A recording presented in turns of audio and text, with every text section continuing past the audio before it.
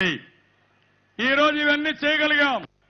ఎక్కడివి డబ్బులని మీరు ఆలోచిస్తే దొంగలు దోచుకున్న డబ్బులకి నేను కళ్ళెం వేశాను తమ్ముళ్ళు, అదే నేను చేయగలిగానని చెప్పి మరొకసారి సగర్వంగా చెప్తున్నా. సంవత్సరంలో దొంగలు ఎవరైతే ఉన్నారో వాళ్ళ చేతులకు కళ్ళాలేశాను. ఎక్కడ కూడా దోపిడీకి అడ్డుకట్టేశాను. ఈరోజు ఇసుక మా ఆడబిడ్డలకే ఇచ్చాను.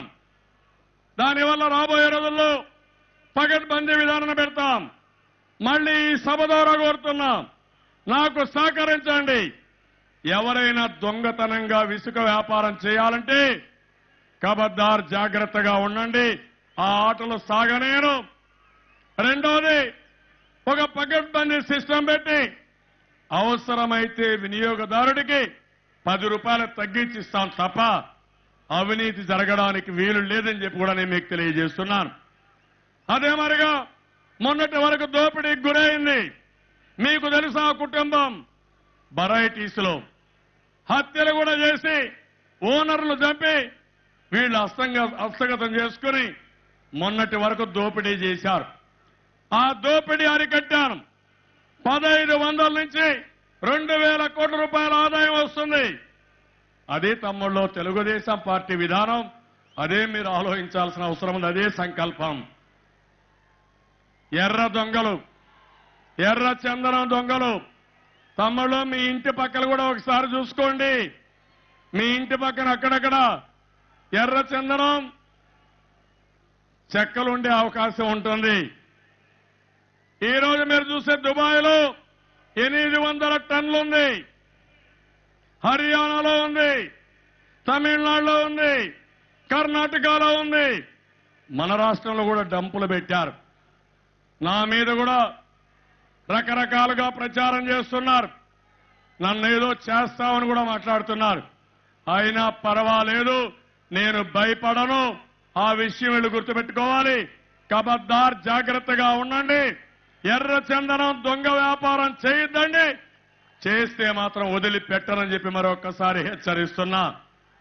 దీనివల్ల సంవత్సరానికి 3-4 వేల కోట్ల రూపాయల ఆదాయం వస్తుంది తమ్ముళ్ళు. అది మనం సంపాదించిన ఆదాయం. ఇదే కాదు, రెవెన్యూస్ అన్ని కూడా పెంచుకుంటున్నాం. ఎక్కడ అవినీతి జరగకుండా పూర్తిగా మనం ఆలోచించే పరిస్థితికి వచ్చాం. నేను ఒకటి ఆలోచిస్తున్నాను, తాత్కాలికంగా పేదవాళ్లకు సంక్షేమ కార్యక్రమాలు శాశ్వతంగా మీ ఆర్థిక అసమానతలు తగ్గించాలి. ఇది పేదవాళ్ళ రాజ్యం. పేదవాడు ఎప్పుడూ ఆనందంగా ఉండాలి. దానికోసం నేను ఇవన్నీ చేస్తున్నా. ఈరోజు కేంద్రం ఉంది, పూర్తిగా సహకరించారు. మనం ఒకసారి చూస్తే ఎడ్యుకేషన్ ఇన్స్టిట్యూషన్స్ ఉన్నాయి. ఐఐఎం విశాఖపట్నంలో ఫౌండేషన్ వేశాం. ఐఐటి, ఐజర్ తిరుపతిలో వేశాం. ఇక్కడ agriculture university, all India medical institute ఇక్కడికి వస్తున్నాయి. అదే మరి వెస్ట్ గోదావరిలో ఎన్ఐటి వస్తా ఉంది. విజయనగరంలో ట్రైబల్ యూనివర్సిటీ వస్తా ఉంది. ఈస్ట్ గోదావరిలో పెట్రోలియం యూనివర్సిటీ వస్తా ఉంది. అనంతపూర్లో సెంట్రల్ యూనివర్సిటీ వస్తా ఉంది.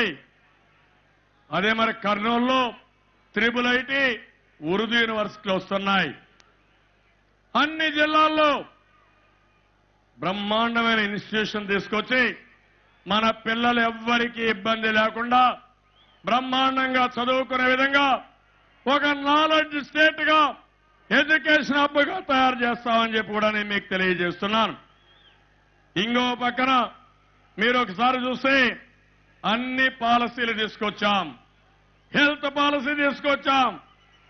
ఇన్ఫ్రాస్ట్రక్చర్ కానీ, రోడ్లు కానీ, పోర్ట్లు కానీ, ఎయిర్పోర్ట్లు కానీ ఇవన్నీ కూడా అభివృద్ధి చేస్తున్నాం. అమరావతి నుంచి 13 జిల్లాలకు రోడ్ నెట్వర్క్ కానీ, రైల్ నెట్వర్క్ కానీ, విమాన సర్వీసులు కానీ అన్ని కూడా ప్రొవైడ్ చేస్తాం. వరల్డ్ క్లాస్ ఇన్ఫ్రాస్ట్రక్చర్ ఇస్తాం. మనకు పోర్ట్లున్నాయి, దేశంలో ఎక్కడా లేవు. సౌత్ ఈస్ట్ ఏషియన్ దేశాలకి దీన్ని ఒక హబ్గా తయారు చేస్తాం. భారతదేశానికి ఒక గేట్వేగా తయారు చేస్తాం. ఈ అవకాశాలు మెండుగా ఉన్నాయి. దాన్ని కూడా ఉపయోగించుకుంటామని చెప్పి నేను మీకు తెలియజేస్తున్నాను. ఎప్పుడైతే పోర్టులు వస్తాయో ఎగుమతులకు దిగుమతులకు అనుకూలంగా ఉంటుంది. ఇంకో పక్క ఎగుమతులు దిగుమతులే కాకుండా చాలా మంది పెట్టుబడులు పెట్టే అవకాశం వస్తుంది. మన పిల్లలకు ఉద్యోగాలు వస్తాయి. ఈ రోజు మీరు చూడండి, ఎవరైతే మన పిల్లలున్నారో యువతకి 10,000 ఉద్యోగాలు, టీచర్ ఉద్యోగాలు మొన్నే డిఎస్సి పెట్టాం. అగ్రికల్చర్ డిపార్ట్మెంట్ లో 6,000 ఉద్యోగాలు సెలెక్ట్ చేశాం. ఇంకా డిపార్ట్మెంట్లు ఏవైతున్నాయో అన్నిట్లో కూడా ఎక్కడ అవసరమైతే అక్కడ ఉద్యోగాలు ఇస్తాం. యువతకు ఉపాధి కల్పిస్తాను. ఇండస్ట్రీ తెస్తాం. పాలసీ పెట్టాం. టూరిజాన్ని ప్రమోట్ చేస్తాం. నేను ఒకటే హామీ ఇస్తున్నాను. ఆ రోజు నన్ను నమ్ముకుని మా తమ్ముళ్ళు ముందుకు వచ్చారు. తమ్ముళ్ళు, తొందరలోనే ప్రపంచంలో ఎక్కడా లేని అవకాశాలు ఇక్కడ కల్పించే బాధ్యత, మిమ్మల్ని ఆదుకునే బాధ్యత నేను తీసుకుంటానని మీకు హామీ ఇస్తున్నా. ఎన్ని 100 కోట్లైనా పర్వాలేదు. భారతదేశం అంతా పోయే విధంగా, విదేశాలకు కూడా వెళ్లే విధంగా మీకు ఉపాధి కల్పిస్తానని హామీ ఇస్తున్నా. ఈరోజు ఇంకో పక్క ఐటీ ఉంది. ఐటీకి మనమే మారు పేరు. తమ్ముళ్ళు, హార్డ్వేరే కాదు, సాఫ్ట్వేరే కాదు, కనెక్టివిటీకి ప్రాధాన్యత ఇస్తున్నాను. డిసెంబర్ నాటికి మీరందరూ ఒకసారి ఆలోచించండి. ఈరోజు కేబుల్ టీవీలో 150 నుంచి 200 రూపాయలు టీవీ కనెక్షన్ కి మీరు కడుతున్నారు. అదే కరెంటు పోల్స్ లో తొందరలోనే నేను ఒక వైర్ తీసుకొస్తున్నాను.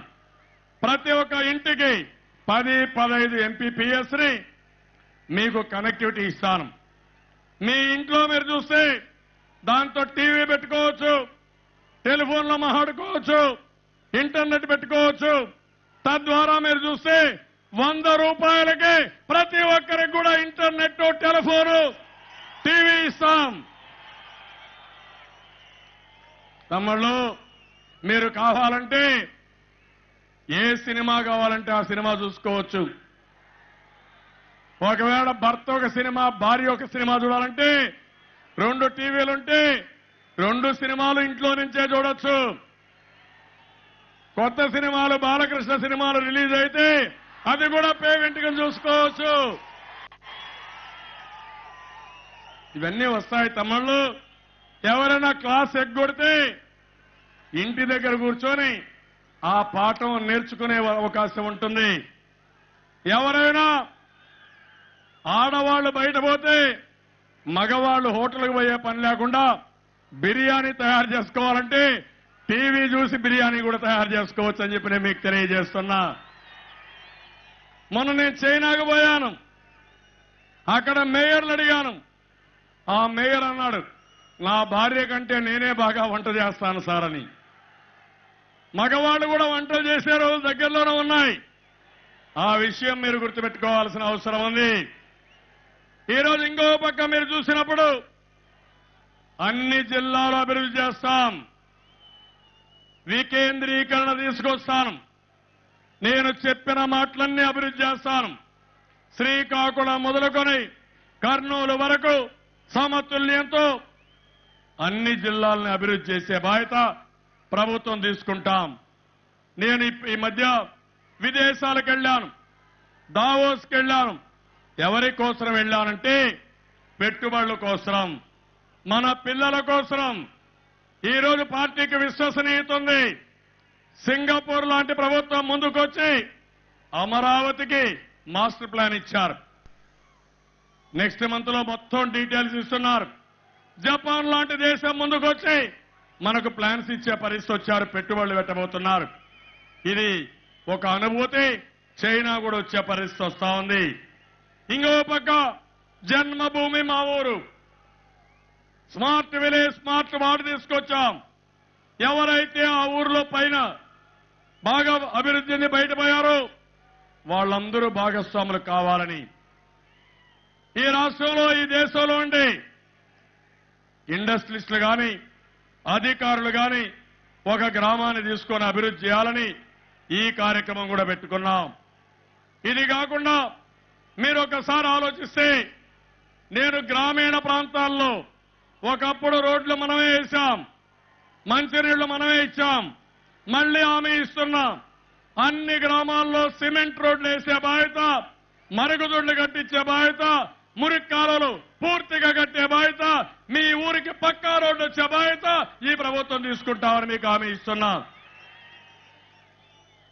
ఎన్టీఆర్ వైద్య సేవ 2,50,000 రూపాయలు, 100 రోగాలు అదనంగా పెట్టాం. అన్ని ప్రభుత్వ హాస్పిటల్ ప్రక్షాళన చేస్తున్నాం. ఇంకో పక్క చూస్తే పత్రికల వాళ్ళకు కూడా ఇన్సూరెన్స్ పెట్టాం. అదే తెలుగుదేశం పార్టీ విధానం. సమాజంలో అందరికీ న్యాయం జరగాలని అన్ని చేశామని చెప్పి కూడా నేను మీకు తెలియజేస్తున్నాను. ఈ సందర్భంగా నేను ఒక పిలిపిస్తున్నా. కష్టాల్లో ఉన్నాం. వివేకానందుడు ఒక మాట చెప్పాడు. ఏదైతే గాలిపటం ఉందో, ఎగిరే గాలిపటం కాదు మీరు చూడవలసింది, పడి లేచిన గాలిపటాన్ని చూడమని. అలాంటి జాతి ఈ తెలుగు జాతి అని చెప్పి కూడా నేను మీకు తెలియజేస్తూ, ఎవరైతే కాంగ్రెస్ వాళ్ళు మనల్ని పడగొట్టారో తొడగొట్టి పైకి లేయాల్సిన అవసరం ఉంది తమ్ముళ్ళు. అదే మీరు చేయాల్సిన అవసరం ఉంది. జపాన్ ని ఒక ఆదర్శంగా తీసుకుందాం, సింగపూర్ ను ఒక ఆదర్శంగా తీసుకుందాం, జర్మనీని ఒక ఆదర్శంగా తీసుకుందాం, చైనాను ఒక ఆదర్శంగా తీసుకుందాం. వాళ్ళకంటే మనం తక్కువ కాదు. నేనున్నా, నాయకత్వం ఇస్తాను, మిమ్మల్ని ముందుకు నడిపిస్తాను. నాకు అండగా మీరుండండి. ఈ రాష్ట్రాన్ని ప్రపంచ స్థాయికి తీసుకుపోయే బాధ్యత నేను తీసుకుంటానని చెప్పి కూడా నేను మీకు తెలియజేస్తున్నాను. ఈరోజు మనకు అన్యాయం జరిగింది, కానీ కేంద్ర ప్రభుత్వం అండగా ఉండి ఇప్పటికే కొన్ని సమస్యలు పరిష్కారం చేశారు. దేశంలో నరేంద్ర మోడీ గారు భారతదేశానికి ప్రపంచంలోనే గుర్తింపు తీసుకొచ్చారు. మొన్ననే బంగ్లాదేశ్కి వెళ్లి 40 సంవత్సరాలుగా పెండింగ్ ఉండే సమస్యని పరిష్కారం చేయగలిగారు. అదే మరిగా అవినీతిలో, అదే మరిగా అనిశ్చిత పరిస్థితుల్లో కొట్టుమిట్టాడుతున్న ఈ దేశానికి ఒక డైరెక్షన్ ఇవ్వగలిగారు. ఇక్కడ ఒక ఆయన ఉన్నాడు, కాంగ్రెస్ పార్టీ. ఇది చూస్తే ఎందుకు చెల్లని కాసులు ఈ కాంగ్రెస్ నాయకులు. డిపాజిట్లు కూడా రాలేదు, అడ్రస్ గల్లంతైంది.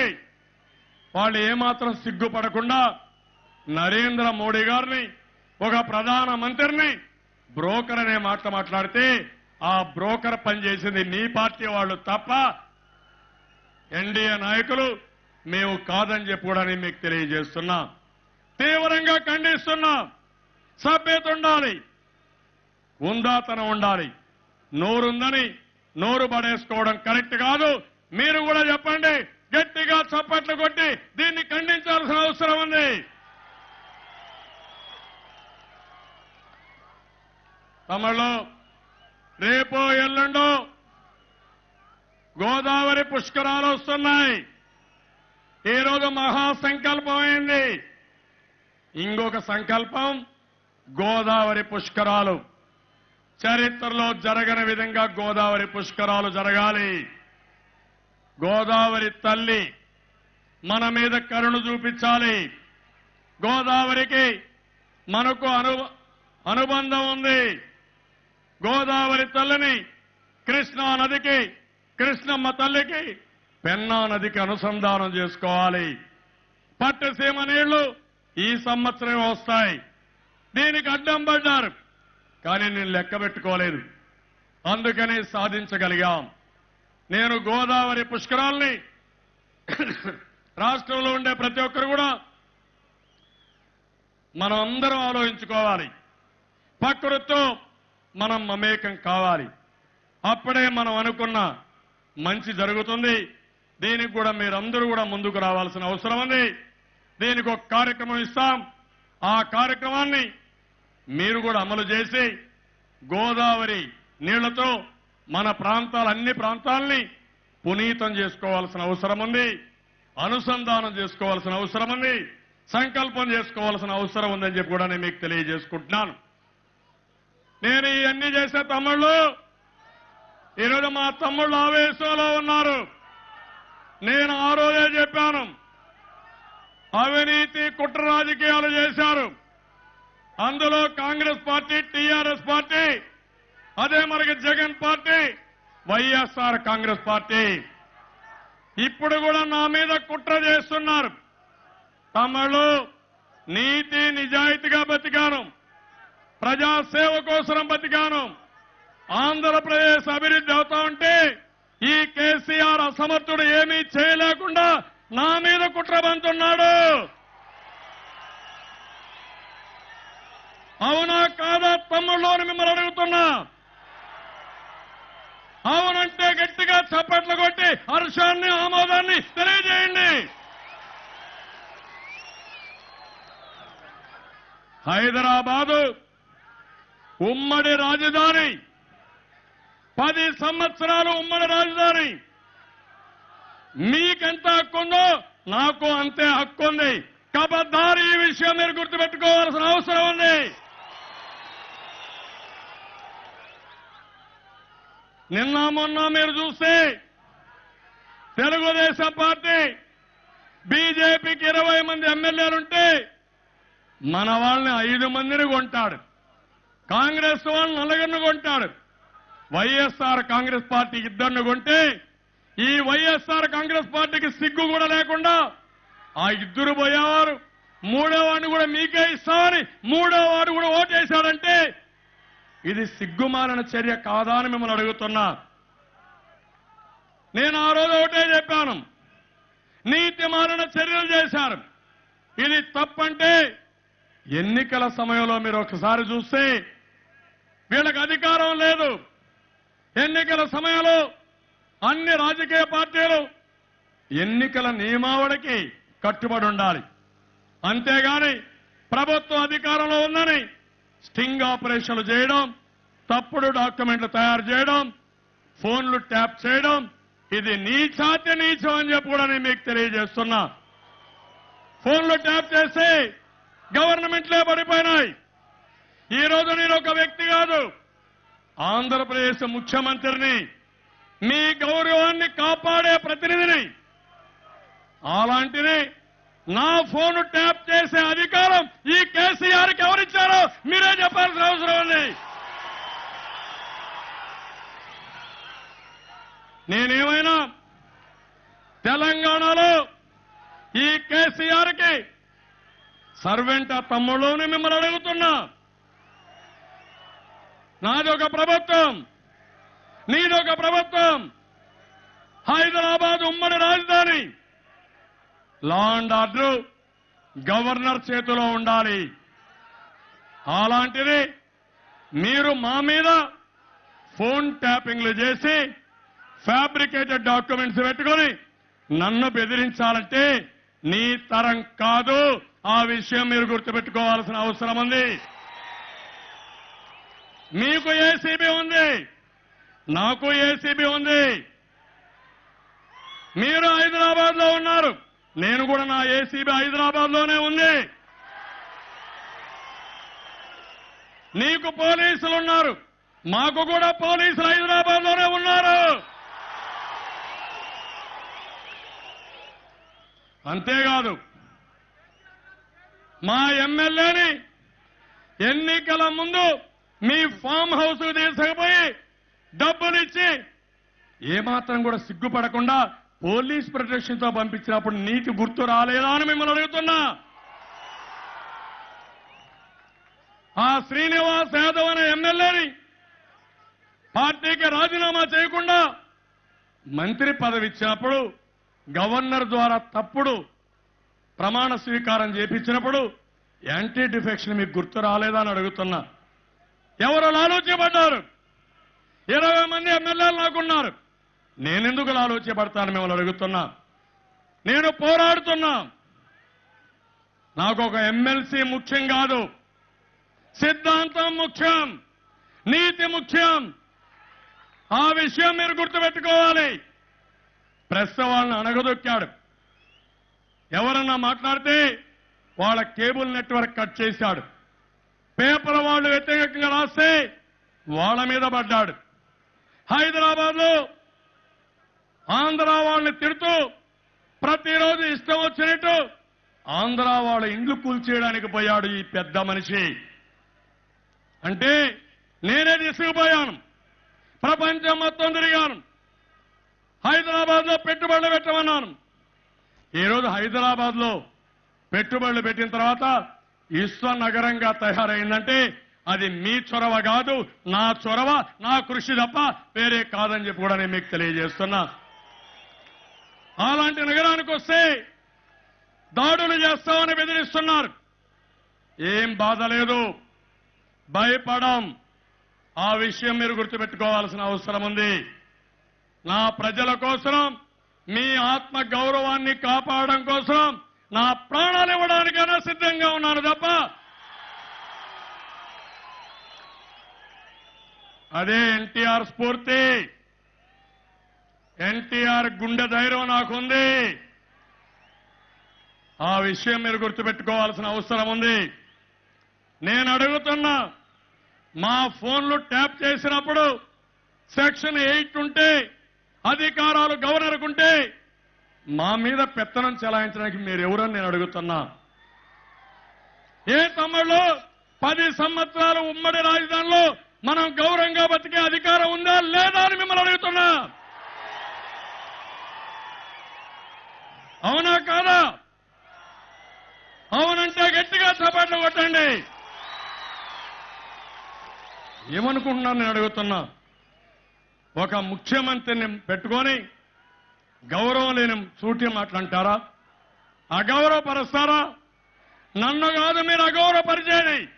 5 కోట్లు ఎవరైతే నన్ను ఎన్నుకున్నారో వాళ్ళని అగౌరవపరుస్తున్నారు తప్ప ఇంకోటి కాదని కూడా మరొకసారి హెచ్చరిస్తున్నా.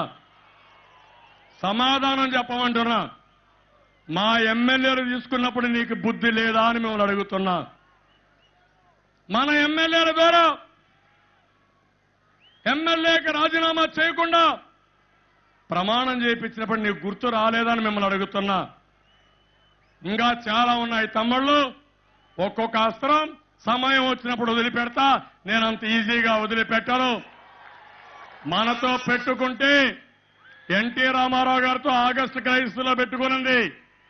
ఇందిరాగాంధీ లాంటి వ్యక్తి ఎన్టీ రామారావు ముందర తల ఉంచింది తప్ప ఎన్టీ రామారావు గారు ఎవరి ముందర తల వంచలేదు. ఇది చరిత్ర. తెలుగుదేశం పార్టీతో పెట్టుకుంటే చాలా మంది పెద్ద మనుషులు ఉన్నారు. తెలుగుదేశం పార్టీ అవుట్ అన్న నెక్స్ట్ మూమెంట్ లో ఏం జరిగిందో మీకే తెలుసు. అది బాధ, ఆవేదన. మొన్న అశోక్ బాబు నా దగ్గరికి వచ్చి, ఎప్పటి నుంచో మేము ఉన్నాం ఈ ఆఫీసు, మీరు వెళ్లిపోవాలని ఒత్తిడి తెస్తున్నారు, ఉన్న పళంగా బయటేస్తున్నారంటే మొత్తం సీమాంధ్ర నుంచి అందరూ ఎంప్లాయీస్ తీసుకుని హైదరాబాద్ లో పోయాడంటే పోరాటానికి అవసరమా నేను అడుగుతున్నా. అందుకే సెక్షన్ 8 పెట్టారు. తెలంగాణ ప్రభుత్వానికి అధికారం లేదు. Hyderabad law and order maintain చేయవలసిన బాధ్యత గవర్నర్ తప్ప ఇంకోటి కాదని చెప్పి కూడా నేను మీకు తెలియజేస్తున్నా. నేను టీఆర్ఎస్ పార్టీ పెత్తనం పైన ఆధారపడలేదు, వీళ్ళ దయాదార్శాల పైన నేను ఆధారపడలేదు. నాకు హైకమాండ్ మీరు తప్ప ఈ నాయకులు కాదు. ఆ విషయం వీళ్ళు గుర్తుపెట్టుకోవాలని కూడా మీకు తెలియజేస్తున్నా. అందుకని ఇక్కడ ఒక మహానాయకుడు ఉన్నాడు. ఆ మహానాయకుడు 16 కేసులు పెట్టుకొని జైలుకు పోయి బయట వచ్చి సిగ్గు కూడా లేకుండా నన్ను గురించి విమర్శిస్తాడు. తమ్ముళ్ళు మీరే చూసుకోవాలి అలాంటి వాళ్ళని. ప్రతిపక్ష నాయకుడు సిగ్గు వస్తుంది. ఇలాంటి వాళ్ళతో నేను సమాధానం చెప్పాలని బాధేస్తుంది. ప్రజాస్వామ్యం తప్పదు, అందుకనే సమాధానం చెప్తున్నా. మీరు ఒక విషయం గుర్తుపెట్టుకోవాలి, ఈ కుట్ర రాజకీయాలు జరగవు. ఆ విషయం మీరు గుర్తుపెట్టుకోండి. మంచిగా ఉంటా, చెడు తలబెడితే కబద్దార్ జాగ్రత్తగా ఉండండి, వదిలిపెట్టే సమస్య లేదు. ఏం తమ్ముళ్ళు, నేనేమన్నా ఒంటరి వాడినా అని మిమ్మల్ని అడుగుతున్నా? ఎవరి కోసం పోరాడుతున్నానని మిమ్మల్ని అడుగుతున్నా? మీకోసం అవునా కాదా అని మిమ్మల్ని అడుగుతున్నా? అవును అంటే గట్టిగా 2 చేతులు పైకెత్తండి.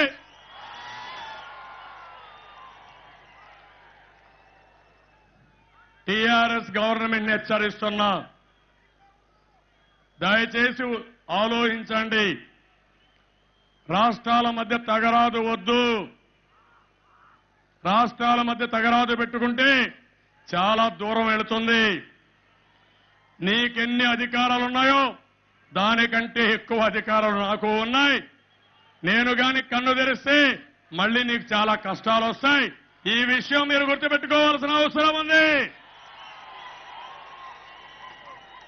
ఏసీబీ రైడ్ చేస్తారు, క్యాసెట్ ముఖ్యమంత్రి రిలీజ్ చేస్తాడు. ఆ రోజు టీవీలో తమ్ముళ్ళు రేవంత్ రెడ్డి పైన ఎక్కడో నేను ఫోన్ చేశానని తప్పుడు డాక్యుమెంట్ తయారు చేస్తారు, టీ ఛానల్లో వేస్తారు. ఎవడు చెప్పాడా మీకు టీ ఛానల్ ఏమని? ఎక్కడనుకున్నాను? మీ జాగీరు ఇది, మీ జాగీరు కాదు. ప్రతి ఒక్కరూ గౌరవంగా బతికే అధికారం ఉంది. మనం ఎన్నో విషయాలు మాట్లాడుకుంటామంటే మన ఫోన్లు ట్యాప్ చేసి ఎంత కడుపు మండిపోతుందో ఒక్కసారి మీరు ఆలోచించండి. ఇది నేరం, ద్రోహం. ఒక ముఖ్యమంత్రి ఫోన్లే ట్యాప్ చేస్తే ఈ దేశంలో ఏమవుతుందో మీరే ఒక్కసారి ఆలోచించాల్సిన అవసరం ఉంది.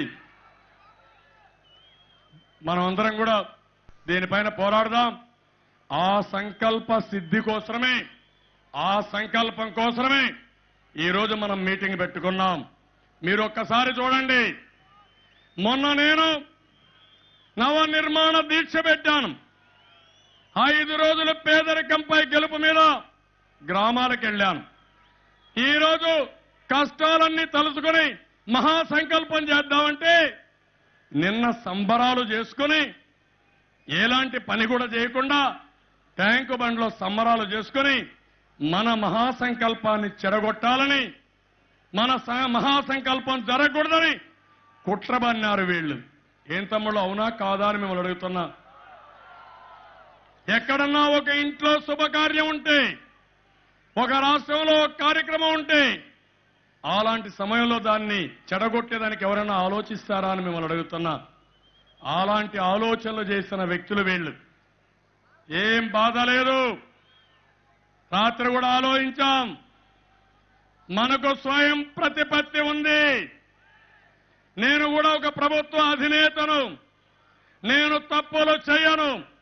తప్పుడు కేసులు పెడితే మాత్రం కబద్దార్ జాగ్రత్తగా ఉండండి, వదిలిపెట్టాను. అది నా జీవితంలో కూడా లేదు. అందుకని ఈరోజు నేను మిమ్మల్ని అడుగుతున్నా, పూర్తిగా హుషారుగా ఉన్నారా లేదా అని మిమ్మల్ని అడుగుతున్నా. రాష్ట్రంలో ఉండే టీవీల దగ్గర ఉండే వాళ్ళని అడుగుతున్నా, హుషారుగా ఉండమని కోరుతున్నా. ఎక్కడెక్కడ పనిచేసే వాళ్ళకు విజ్ఞప్తి చేస్తున్నా. ఇది మహాసంకల్పం. ఈ సంకల్పం ద్వారా మీలో ఒక శక్తి రావాలి. మీ మైండ్ ద్వారా మీ శరీరంలో ఉండే అణువణువుకి మీరు కమాండ్ ఇవ్వాలి.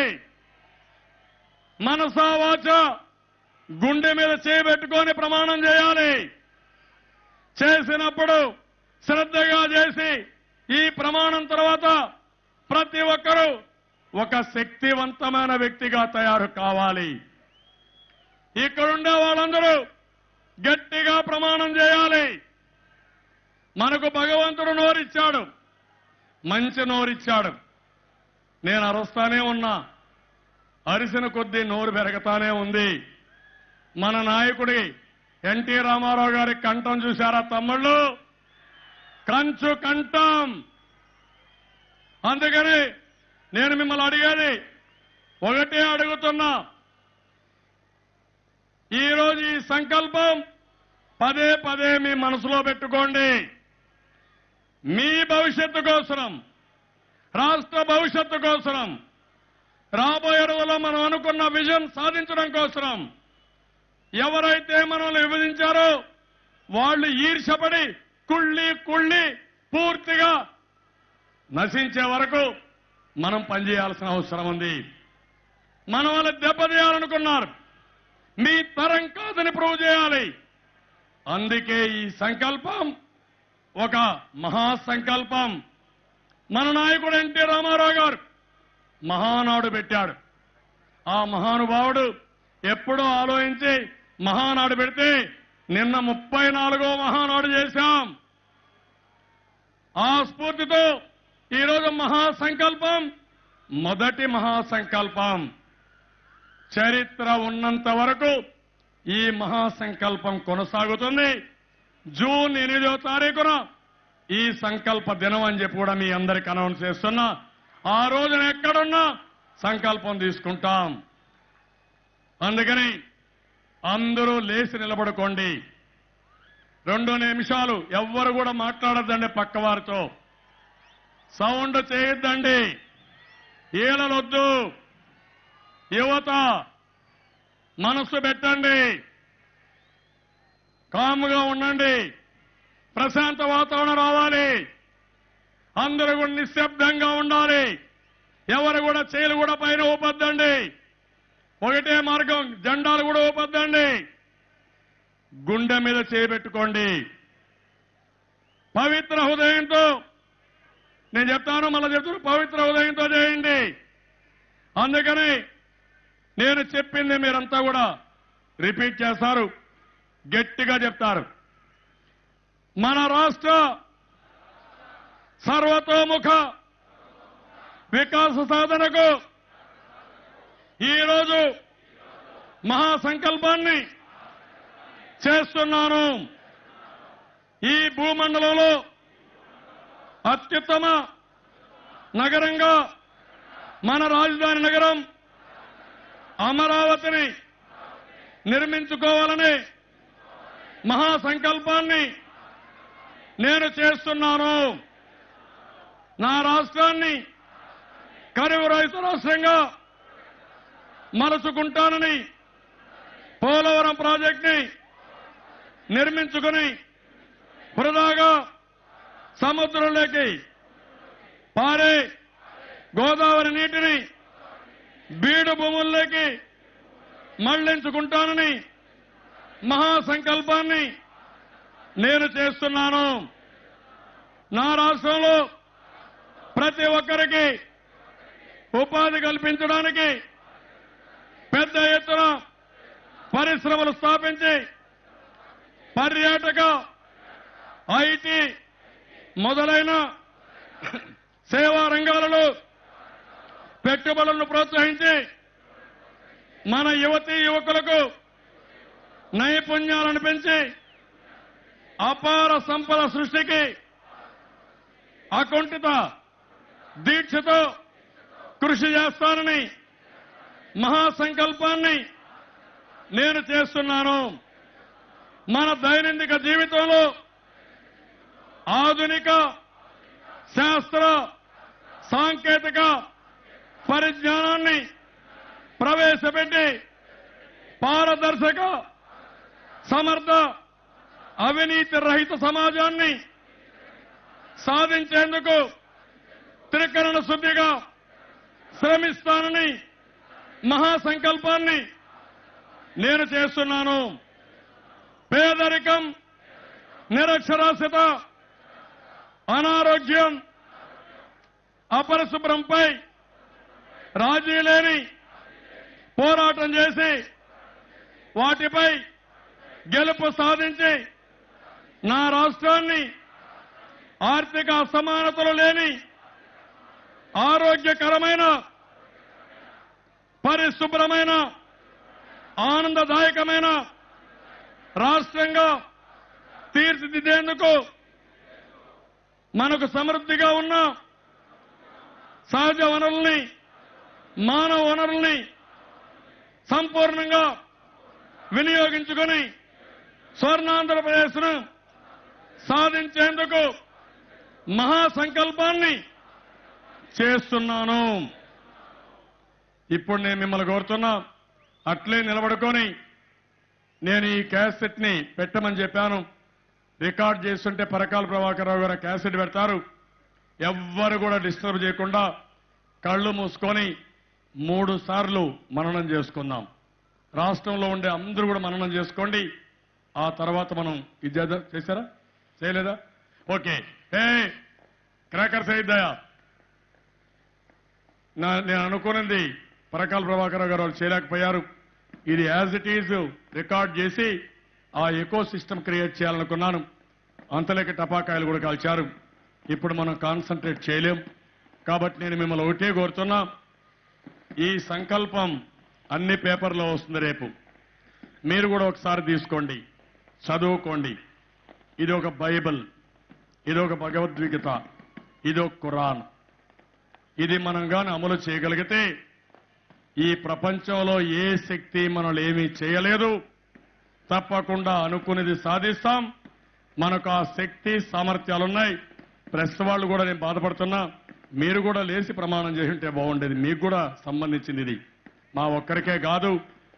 ఇది మీరు కూడా పాటిస్తే సమాజంలో చాలా గౌరవం ఉంటుంది. ఇదేదో ప్రజల కోసం కాదు. ఈ ప్రమాణంలో మీరు ఎవరెవరు ఎక్కడెక్కడ భాగస్వాములు కావాలనో మీరు ఆలోచించుకోవాలి. ఈ ప్రమాణం వల్ల మీ జీవితాల్లో మీరేం కోరుకుంటున్నారో అది కూడా ఆలోచించుకోవాలి. నేను ఒక ముఖ్యమంత్రిగా ఉన్నాను, నేను ఒక ప్రథమ సేవకుడిగా ఉంటాను. ఈ రాష్ట్రానికి నాయకత్వం ఇస్తాను. రాష్ట్రంలో ఉండే 5 కోట్ల మంది నా సొంత కుటుంబ సభ్యులుగా భావించి ఎవరికి ఏ కష్టం వచ్చినా నేనుంటా మీకు అండగా. అది నా బాధ్యత. అదే మరిగా నేను కోరుకునేది ఏమీ కోరుకోవడం లేదు, మంచి పేరు కోరుకుంటున్నా. ఎన్టీ రామారావు గారు చనిపోయి 19 సంవత్సరాలైనా ఆ మహానాయకుడిని మీరు గుర్తుపెట్టుకున్నారు. ఆ మహానాయకుడి తర్వాత మీ హృదయాల్లో కొంత స్థలం కోసం, కొంత చోటు కోసం నేను తాపత్రయపడుతున్నాను తప్ప ఇంకోటి కానే కాదని చెప్పి కూడా నేను మీకు తెలియజేస్తున్నా. నేను మిమ్మల్ని కోరుతున్నా, ఎమ్మెల్యేలు ఉన్నారు, మంత్రులు ఉన్నారు, అధికారులు ఉన్నారు, ఎన్జీఓలు ఉన్నారు, ఇక్కడంతా కూడా పాలసీ మేకర్స్ ఉన్నారు, పంచాయతీ వరకు ప్రజలున్నారు. మీరు కూడా ఈ సంకల్పాన్ని ఒకసారి తలుచుకొని ఈ సంకల్పాన్ని మీరు ఏ విధంగా అమలు చేస్తారు, మీరు అందులో నుంచి ఏం కోరుకుంటున్నారో మీరు కూడా ఒకసారి ఆలోచించుకోండి. మీకు ఎక్కడా లేని శక్తులున్నాయి. మంచి అనుకుంటే ఏదైనా జరుగుతుంది, చెడు అనుకుంటే కొంతవరకు చేయగలుగుతారు కానీ శాశ్వతంగా జరగదు. చెడు అనేది ఎప్పుడూ రాణించదు, తర్వాత వాళ్ళకే నష్టం జరుగుతుంది. ఆ విషయం కూడా మీరు గుర్తుపెట్టుకోవాల్సిన అవసరం ఉంది. అందుకే మీ ఆనందం చూశాను, మీ పట్టుదల చూశాను. నాకు ఏమాత్రం భయం లేదు, అధైర్యం లేదు, డబ్బులు లేవు, కష్టాలున్నాయి. తెలివితేటలు మన సొంతం, కష్టపడే మనస్తత్వం మన సొంతం. దీంతో తప్పకుండా అనుకున్నది సాధించే వరకు కేంద్ర ప్రభుత్వం సహకారం కూడా తీసుకొని పూర్తిగా సహకరిస్తారని విశ్వాసం నాకుంది. ఇప్పటికే ఇచ్చారు, ఇంకా ఇస్తారు నమ్మకం ఉంది. అందుకని మరొకసారి మీ అందరికి కూడా 5 కోట్ల జనాలకి శిరస్సు వంచి మీ పాదాభివందనం చేస్తూ మీరు చూపించిన అభిమానం నా జీవితంలో ఎప్పుడూ మర్చిపోలేను. ఎప్పటికీ మీ సేవకుడిగా ఉంటానని మరొకసారి హామీ ఇస్తూ అందరికీ నమస్కారాలు. జై హింద్, జై జన్మభూమి.